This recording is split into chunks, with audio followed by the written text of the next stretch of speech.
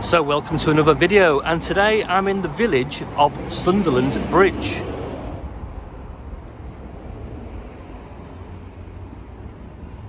And this wonderful church is St Bartholomew's, built between 1843 and 1846. You can just about glimpse this part of the church from the main road, the A167, which runs adjacent to Sunderland Bridge village, but you can't get a sense of it at all until you actually come to it. Looks as though there's a art studio or something here. So as you saw on the sign on the first clip of the video, this is an award-winning village here. Blimey, that's a posh house. That house on the end's just sold. I don't know how much for, but it's on with it was on with Your Move, and to live in Sunderland Bridge Village, you do need a Range Rover type of vehicle, I think. That's a bold colour, isn't it? It's sort of mint green. It's a bit of a contrast, these houses on the other side of those greenhouses. So as I said earlier, the A167 runs adjacent to the village, and that road takes you one way to Durham, which is about, I don't know, a couple of miles, 3 miles maybe, and then the other way towards sort of Newton Aycliffe and Darlington. That's a lovely house over there, very nice indeed. And a public footpath takes us around the back of the village. Let's see what's through that bit up the top.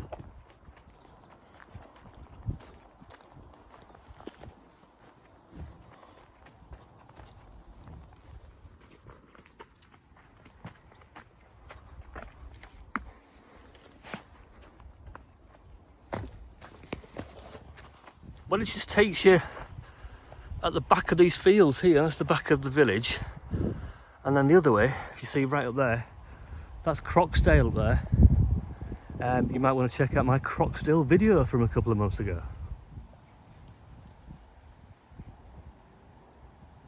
I've just looked to see if there's any houses for sale in the village on Zoopla, and there isn't. The nearest one it's taking me to is in Meadowfield. Some newer but decent looking houses down here.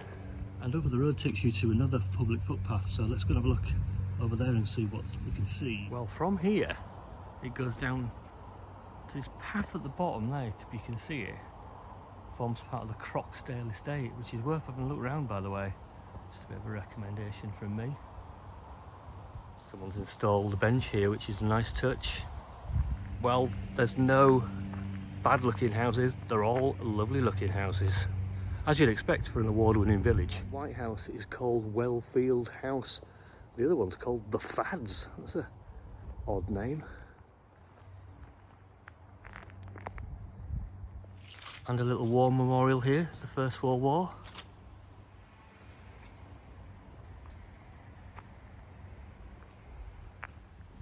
Nice little cottages those. That one on the end with the black doors called the Meadows Cottage.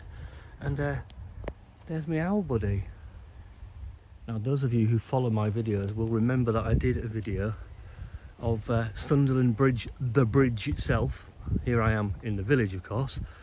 Go and watch that video on Sunderland Bridge, the bridge. But you know what? I might go down to Sunderland Bridge and just take a little bit of a shot for this video as well, because it is rather spectacular. That house up there is called the Hermitage. The way of life at Sunderland Bridge.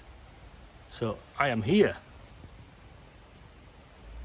and I'm going to go through there, which is the Croxdale Hall estate, and just have a little look about. Well, it said private land.